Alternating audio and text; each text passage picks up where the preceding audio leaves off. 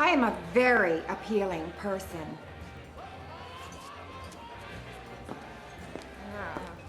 Yeah, in your head. Welcome to MsMojo, and today we're counting down our picks for the top 10 teen movie characters with main character energy. Okay, I could win this thing in fluorescent lighting on the first day of my period, cloaked in TJ Maxx, okay? For this list, we'll be looking at characters in films geared towards adolescents who think and act like they're the star, for better or worse. We're excluding central protagonists, but everyone else is fair game. Plot points will be discussed, so beware of potential spoilers ahead. Which of these fictional folks do you love, hate, or love to hate? Let us know in the comments. Number 10. Monique Valentine. She's the Man. She's the Man is about a girl who pretends to be her brother Sebastian in a bid to play soccer at his fancy boarding school. No, that girl is not Monique Valentine, it's Viola Hastings. So who is Monique? What are you, hitting on me? Just... Yeah. Okay, let me put a stop to that little brain fart right now. Girls with asses like mine do not talk to boys with faces like yours. To simplify, she's a vain, super snooty side character who dates Sebastian for a time, until Viola, posing as him, hilariously ends things. You're hot, Monique, smoking hot! Come here! But there are plenty of hot girls out there! Come back here and talk to me And right the now. truth is, you have absolutely nothing else to offer! You could describe the film without ever mentioning her, and all the important bits would still come through. But to qualify for having main character syndrome, a person doesn't necessarily need to be relevant. They just have to believe they are.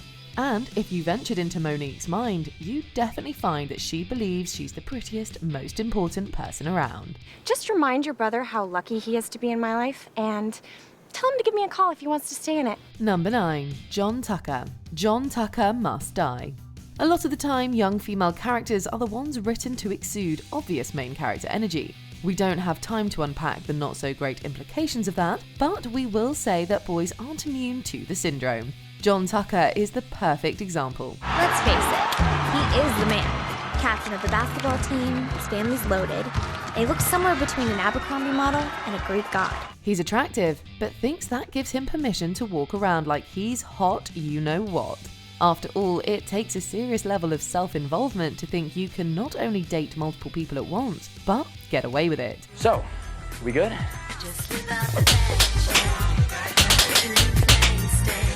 Talk about arrogance and toxic masculinity at their finest. Needless to say, the girls at the centre of the story give him an important and much-needed lesson in humility. I deserve the cake in the face.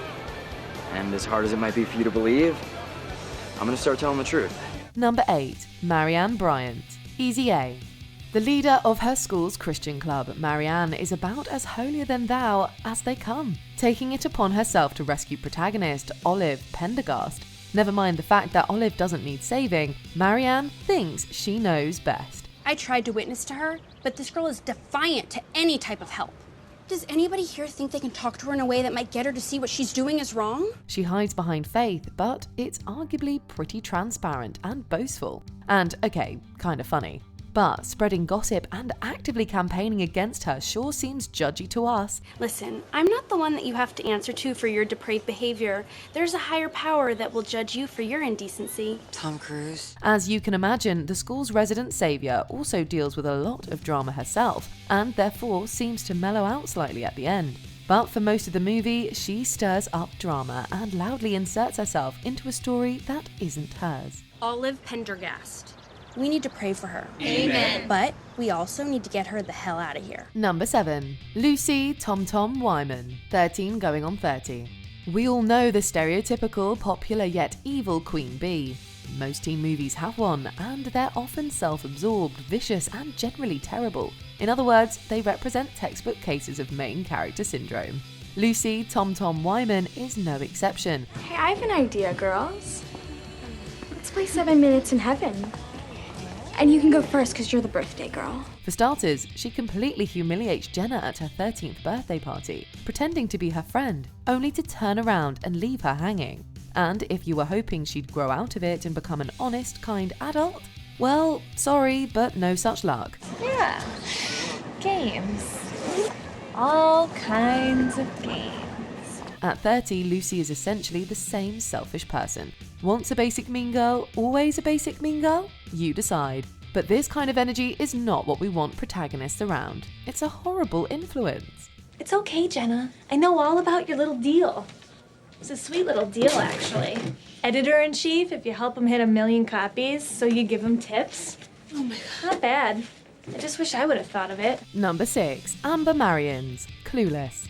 In life, or in this case, teen movies, there are main characters and those who wish they were main characters.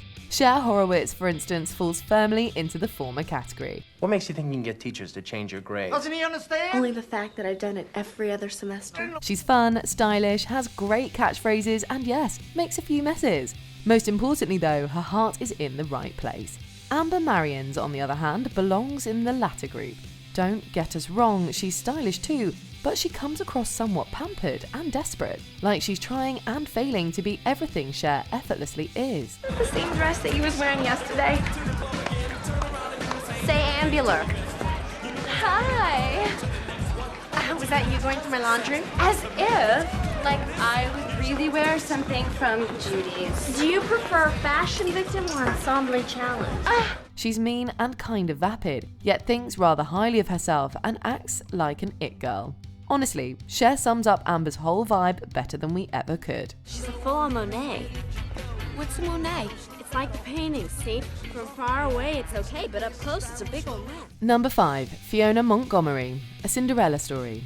When you combine a Cinderella-esque evil stepmom with blatant narcissism, you get someone with major main character syndrome.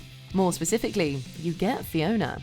She's obsessed with making sure her life is as privileged as possible and severely mistreats her stepdaughter, protagonist Sam, to make it happen. There's something I've always wanted to tell you, and I think you're ready to hear it.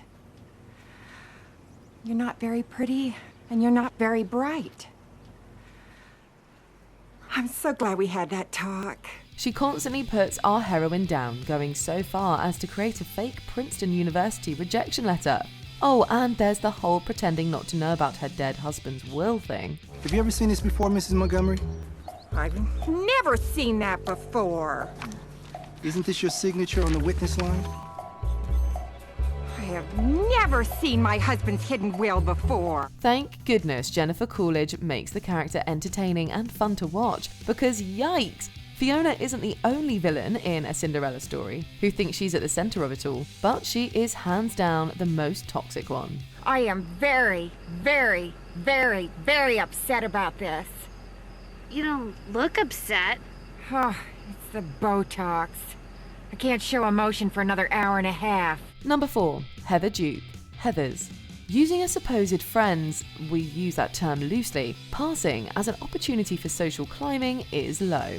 But Heather Duke wants to be the main girl, and she's not going to let the chance pass her by. And Westerberg does not need mushy togetherness, it needs a strong leader.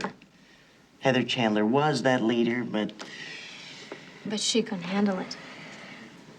I think you can. To be fair, the sociopathic JD is arguably the real villain, and he certainly influences her after Heather Chandler's death. But that doesn't change the fact that Duke is fundamentally egotistical and ruthless. Just consider the way she treats Heather McNamara and Martha. Where's Heather going? She's going to cry. Then there's the way she makes red, Chandler's color, her new signature shade. If she took a short break from her power trip, maybe she'd realize how off things around her are.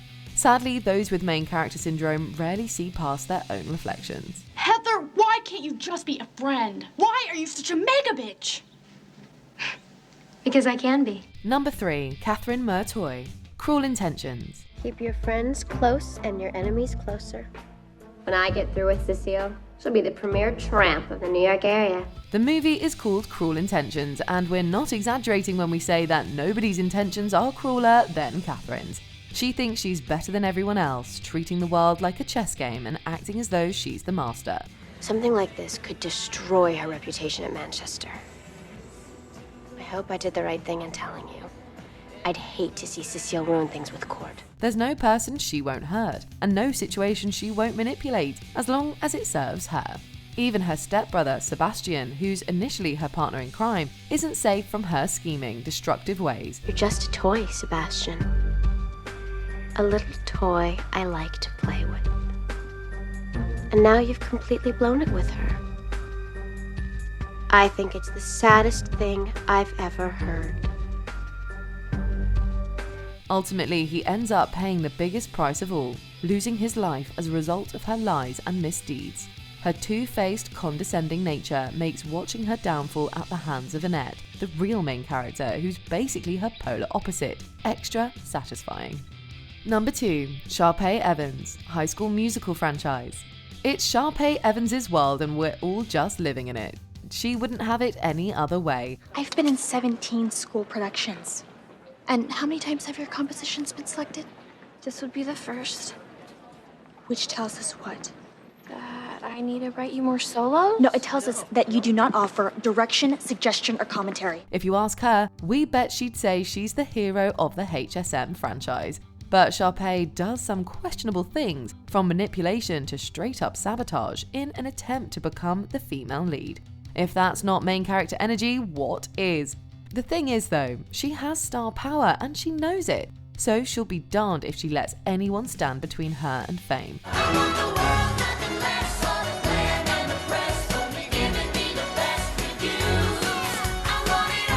If you need more proof, check out Sharpay's fabulous adventure, where she finally is the protagonist. When someone is this talented and fabulous, they find ways to steal the show, whether you like it or not. The rest of my life is starting tonight. Feels like I'm finally on my way. Before we unveil our top pick, here are a few honourable mentions. Amber Von Tussle, Hairspray. She does not want to share the spotlight. You try that again, and there'll be stumps where your feet should be. You got that? You little... Amber. Holy moly, baby. Lana Thomas, The Princess Diaries. A mean girl in need of a major reality check. Mia, you're such a freak! Yeah, I am. But you know what? Someday I just might grow out of that. But you will never stop being a jerk. Carla Santini, Confessions of a Teenage Drama Queen. She sure gives protagonist Lola a run for her money. Winner! Me again. Loser. Game's not over yet. Betty Rizzo, Grease. The leader of the Pink Ladies knows exactly who she is. What say, Zook? You looking good, Riz. Eat your heart out. Taylor Vaughan, She's All That. She's not all that, but she sure thinks she is. I am a goddamn legacy, all right? And besides, not to be a bitch, but who's gonna beat Taylor Vaughan? God, I hope that's not your acceptance speech. Before we continue, be sure to subscribe to our channel and ring the bell to get notified about our latest videos. You have the option to be notified for occasional videos or all of them. If you're on your phone, make sure you go into your settings and switch on notifications. Number 1. Regina George, Mean Girls. No teen queen bee exudes quite as much as main character energy as Regina George. It's why we love to hate her. One time, she punched me in the face. It was awesome. She starts out as the conceited, calculating leader of the Plastics Clique, and you can bet she acts like the world revolves around her. This is your room?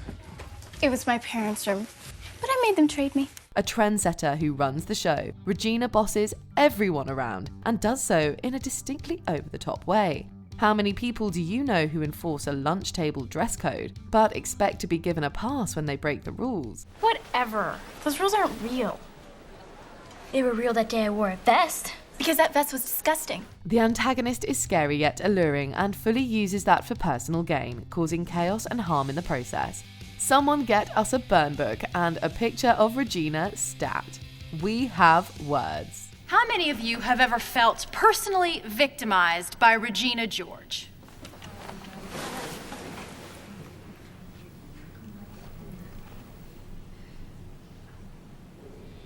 Do you agree with our picks? Check out this other recent clip from MsMojo. And be sure to subscribe and ring the bell to be notified about our latest videos.